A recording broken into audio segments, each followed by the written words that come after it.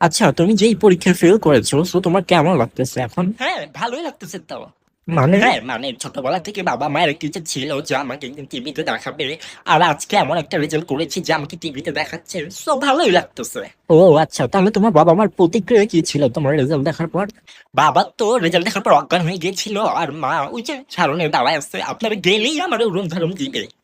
ওকে, so তুমি যে number পেয়েছো, আসলে তুমি কোনো নাম্বারই পাও নাই, -1 পেয়েছো। সো এর জন্য তুমি বাসায় কত ঘন্টা পড়তে? না না, আসলে কোনো নির্দিষ্ট সময়সীমা ছিল না। আসলে কোনো সময় ছিল না, কারণ আমি পড়তেই বসতাম না। আচ্ছা, তোমার এই রেজাল্টের পিছনে কার কার অবদান আছে? অবদান বলতে সবার আগে আমার বন্ধুদের, কারণ তাদের সাথে ছাগলামি করেই তো আমার পুরো বছরটা গেল। আর তারপর ফোন তো আছে, ফেসবুক, ইনস্টাগ্রাম, টিকটক, এদের অবদান তো অপরিসীম। এরপর তোমার কি প্ল্যান, মানে ভবিষ্যতে কি করার ইচ্ছা আছে?